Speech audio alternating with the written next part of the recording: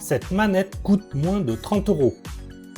Et pourtant, elle a des sticks Hall Effect, des gâchettes analogiques, un dongle 2,4 GHz, le Bluetooth, un port USB-C, une fonction turbo et des vibrations réglables. Tout ça dans un boîtier de transport. Sur le papier, c'est presque trop beau. Alors, où est le piège? Parce qu'à ce prix-là, GameSeer a forcément dû faire des compromis. Et justement, j'ai voulu savoir lesquels. J'ai donc testé pour vous cette Nova Lite sur Switch 2, PC et Android. Au niveau des sticks, des boutons, des gâchettes, des vibrations, des différents modes de connexion et de son autonomie. Bref, je l'ai passé au banc d'essai. Alors, pour moins de 30 €, GameSeer a-t-il fait les bons compromis? C'est ce que l'on va découvrir dans cette vidéo. Et vous allez voir, certains choix sont plutôt surprenants.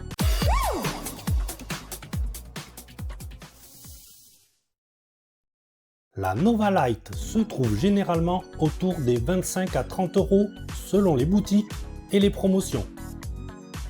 Moi, je l'ai payé 22 € sur AliExpress. Et c'est justement ce qui m'intéresse, parce qu'à ce prix-là, je ne vais pas lui demander de remplacer une manette haut de gamme. Ce que je veux, c'est de savoir où GameSeer a fait ses économies. Qu'est-ce qu'ils ont conservé? Qu'est-ce qu'ils ont supprimé? Et surtout, est-ce qu'on le ressent vraiment en jouant? Parce qu'une fiche technique peut être impressionnante, mais au final, c'est bien la manette que l'on tient dans les mains. Surtout que la première surprise, je l'ai eue avant même d'allumer la manette. Dans la boîte, on retrouve évidemment la Nova Lite, son récepteur USB 2,4 GHz. Il a même son emplacement directement dans la boîte de transport. Et justement, cette petite boîte rigide, identique à celle de son petit frère, le Pocket Taco. Vous pouvez retrouver son crash test dans le i en haut à droite. Elle protège la manette et elle permet de transporter le dongle sans le perdre. Pour une manette à moins de 30 €, franchement, c'est une bonne surprise. Mais il manque quelque chose.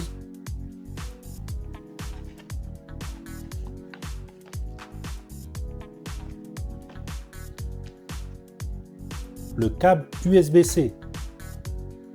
GameSeer n'en fournit pas. Alors oui, si vous avez déjà des câbles USB-C chez vous, ce n'est pas dramatique. Mais pour une manette rechargeable en USB-C, c'est clairement une économie réalisée par GameSeer. Cette économie-là n'est pas forcément dérangeante, mais y en a-t-il d'autres? La première surprise.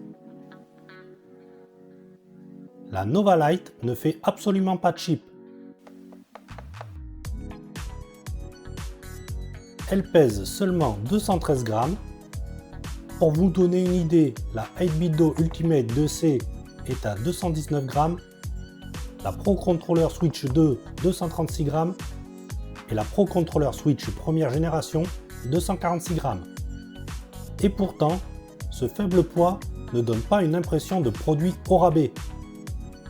Le plastique est de bonne qualité, les ajustements sont propres, je n'ai aucun craquement. Rien ne bouge, rien ne fait jouer. Les poignées ont également un grip texturé et la prise en main est vraiment bonne. En qualité perçue, je la classe clairement au niveau de la 8BitDo.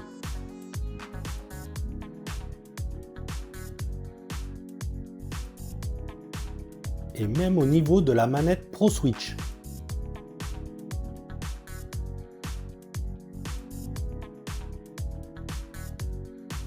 La Pro Switch 2 reste toutefois au-dessus. Sa finition est plus premium et surtout, elle est beaucoup plus silencieuse en jeu.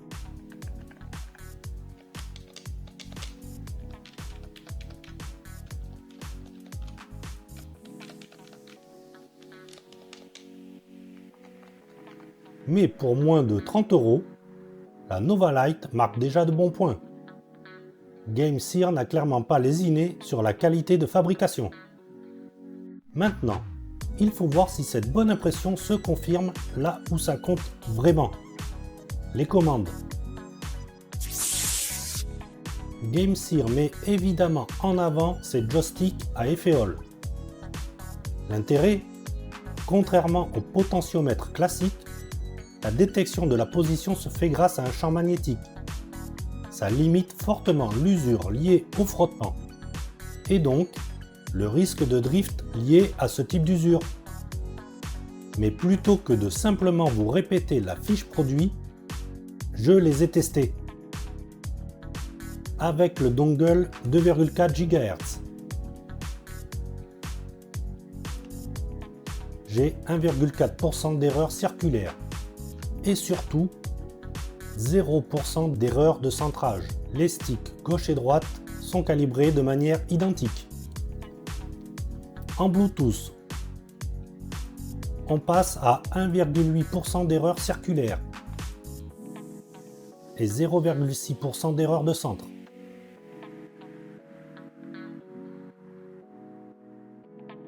Une fois branché en USB-C,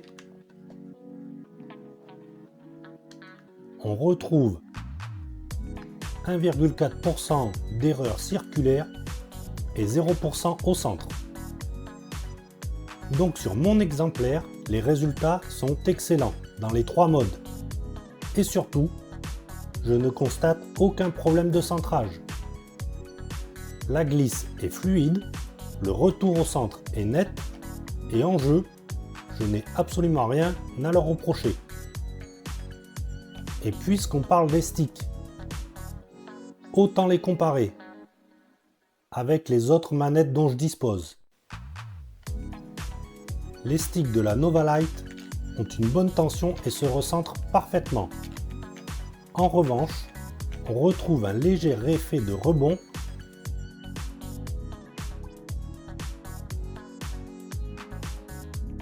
comme sur la manette Pro Switch 2.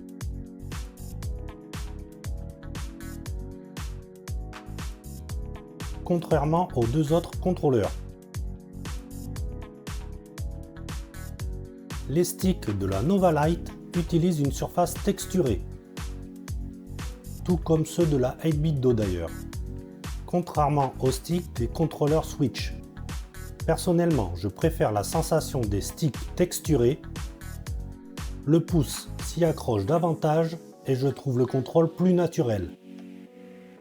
Mais les sticks ne font pas une bonne manette à eux seuls.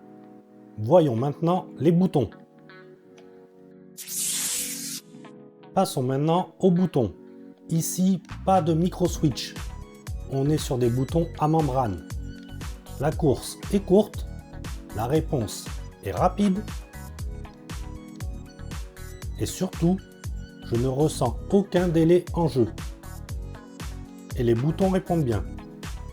Là encore, je vous fais un petit comparatif.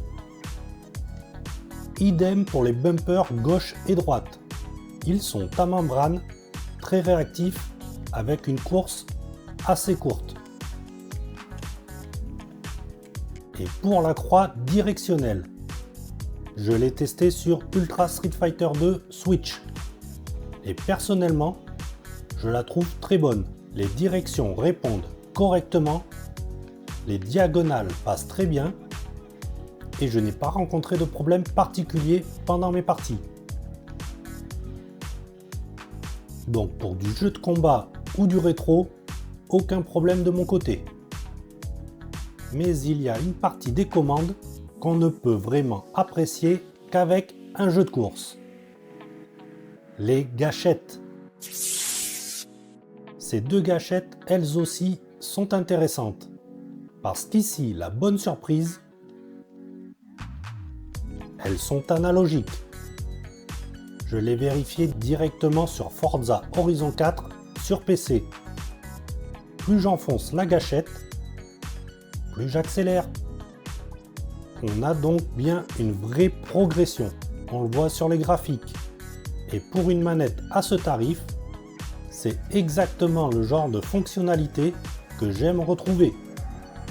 Mais GameSeer ne s'est pas contenté de fonctions classiques. Quelques-unes sont cachées derrière ce petit bouton M. Et cette Novalite a fait un choix assez malin. Plutôt que d'imposer un logiciel pour les fonctions de base, une partie des réglages se fait directement avec le bouton M. On commence par la fonction turbo 20 Hz. Il peut être activé sur les boutons prévus A, B, X, Y, LB, RB ou encore LT, RT. Et cela s'active ou se désactive d'une seule pression sur le bouton M. Il permet également de modifier la disposition des boutons. Avec M plus A, je peux permuter les boutons A et B, puis X et Y pour passer d'une configuration Nintendo à une configuration Xbox.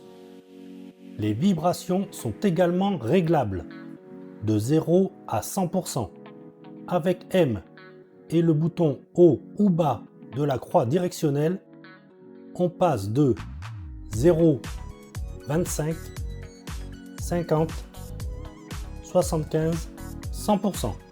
C'est simple, c'est rapide et surtout, ça fonctionne directement depuis la manette.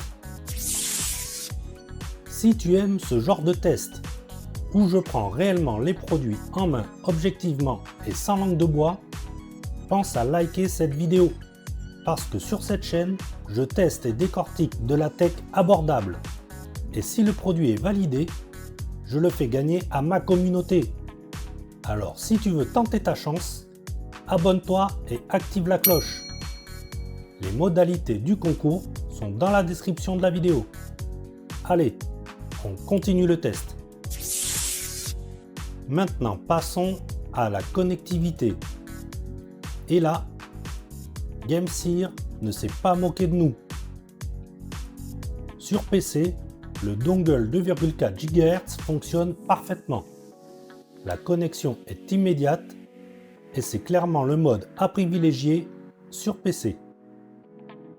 En USB-C, même chose. Windows reconnaît immédiatement la manette et elle fonctionne directement. Sur Switch 2, idem, aucun problème de connexion. La manette fonctionne parfaitement et est reconnue comme une manette Pro Switch. Vous pouvez également la brancher en filaire au port USB du dock. Malheureusement, elle ne permet pas de réveiller la console à distance. En Bluetooth sur Android. Connexion immédiate également.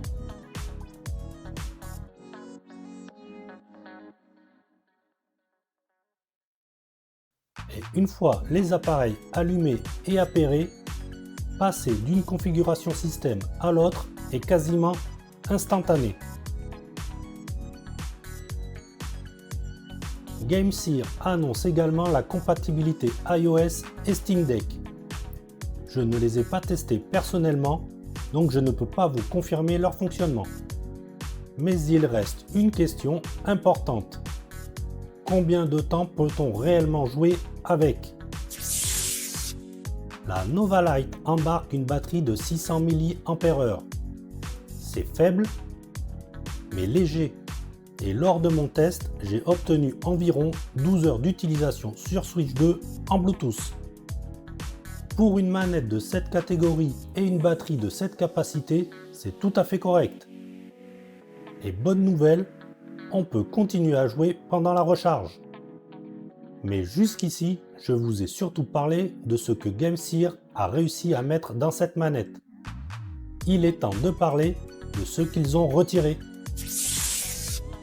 Et maintenant, revenons à notre question de départ. Pour moins de 30 €, qu'est-ce que GameSeer a réellement sacrifié? Pas les sticks, on a du Hall Effect, Et sur mes tests, ils sont très bons. Pas les gâchettes, elles sont analogiques. Pas la connectivité non plus, on a du Bluetooth, un dongle 2,4 GHz et l'USB-C fonctionne correctement. Et ce n'est pas non plus la qualité de fabrication, là aussi, la Nova Lite m'a plutôt agréablement surpris. Mais alors, où sont les compromis? Et pour répondre, il faut regarder ce qu'il manque. Premièrement, pas de gyroscope 6 axes. Pour beaucoup de jeux Switch, c'est quand même dommage. Mais aussi, pas de palette arrière ou de boutons programmables. Pour ceux qui aiment programmer des raccourcis ou des combos sur une touche, ce sera sans. Il n'y a pas non plus de RGB. Pour ma part, ça, ce n'est pas bien grave. Et évidemment, il n'y a pas de câble USB-C dans la boîte. Mais ces compromis, est-ce vraiment un problème? Le mois dernier, j'ai testé une Datafrog S80 aux environs de 20 €. Elle était bourrée de fonctions. Gyroscope 6 axes, gâchette programmable, RGB, turbo et vibrations réglables, mais aussi une fabrication beaucoup plus légère. Des plastiques qui sonnent creux et des boutons bruyants. Et bien évidemment, pas de stick All Effect. La Nova Lite fait exactement l'inverse. Elle en fait moins, mais elle donne une impression de conception et de fabrication beaucoup plus sérieuse. Et c'est là qu'on comprend le compromis choisi par GameSear. Moins de fonctions, mais davantage d'attention portée à l'essentiel. Alors, GameSear a-t-il fait les bons compromis? Pour moi, oui. Parce qu'à ce tarif, on a une manette bien fabriquée, avec des sticks All Effect, des gâchettes analogiques, du 2,4 GHz, du Bluetooth, des vibrations réglables et une fonction turbo.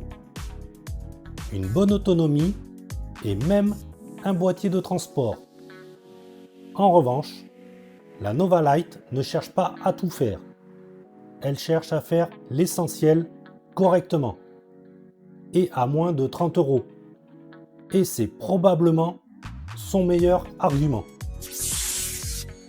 Et comme toujours sur Tech & Win, cette manette sera peut-être la tienne.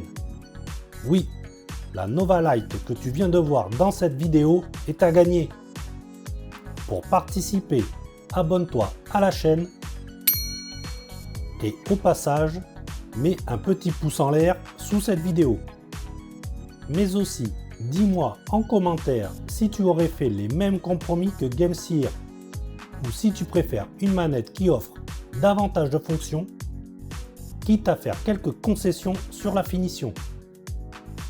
Et bien évidemment, ajoute le mot-clé diffusé tout au long de cette vidéo. Le tirage au sort aura lieu une fois les 800 abonnés atteints, donc active la cloche des notifications pour ne pas le rater. Et surtout, bonne chance à toutes et tous, portez-vous bien et à bientôt sur Tech & Win pour un prochain test.